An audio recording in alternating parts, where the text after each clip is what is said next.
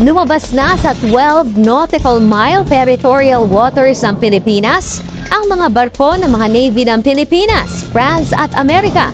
Pero sa loob pa rin ng 200 nautical mile exclusive economic zone ng bansa sa West Philippine Sea sa ikatlong araw ng multilateral marine o maritime exercises ng Balikatan 2024. Namataan naman sa lugar ang isang barko ng People's Liberation Army Navy. At live mula West Philippine Sea, nagpapatrol si...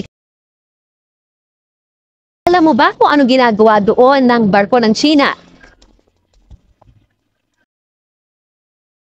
Biro o usisero ng Balikatan exercise sa West Philippine Sea ang isang surveillance ship ng Chinese Navy nang hindi nito tigilan ang pangsunod sa mga barko ng Pilipinas, Amerika at France na nagsasagawa ng joint naval drills sa loob ng exclusive economic zone ng Pilipinas.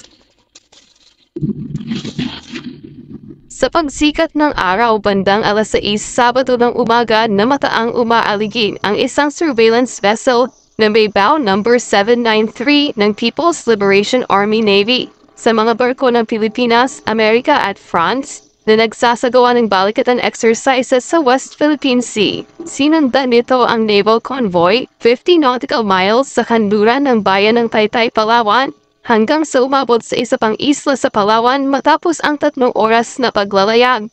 Bahagyaring nakalapit ang barko ng China sa convoy. Ayon kay Commander Marco Sandalo, Commanding Officer ng DRP Davao del Sur, binabantayan rin ng Pilipinas ang bawat galaw ng China sa West Philippine Sea. Since na-monitor natin na may mga movement sila and we can consider na nagkakandak sila na shadowing operations. No, we are not threatened by their presence. Bilang bahagi ng protocol, nireport ng DRP Davao del Sur sa Philippine Air Force ang shadowing operations ng China.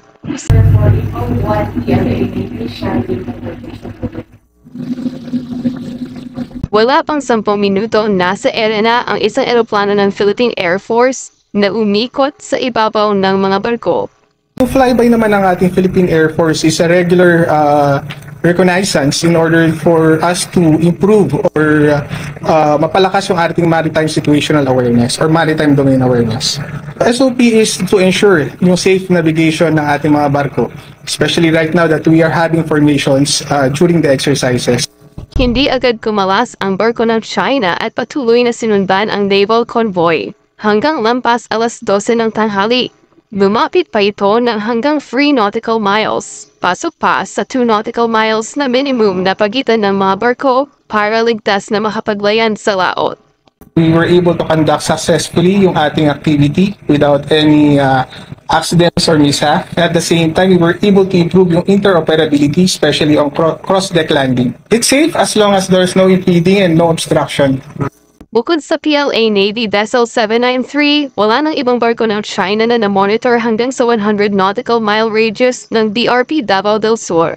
Tuloy lang ang mga nakascheduled drills ng 3 bansa sa labas ng 12 nautical mile territorial waters ng Pilipinas. Pansamantalang humiwalay ang French frigate na VS Vendémiaire sa ibang barko para sa ilang operational requirements. Pero babalik rin para sa maritime search and rescue drills na gaganapin sa linggo. Naulan nang inanunsyo ng France ang planong paigtingin ang defense at security relations nito sa Pilipinas. Sa pamamagitan ng pagbuo ng isang visiting forces agreement, ito ang maglalatag ng mga patakaran kapag bibisita o mangsasanay ang mga tropang prinses sa Pilipinas at vice versa.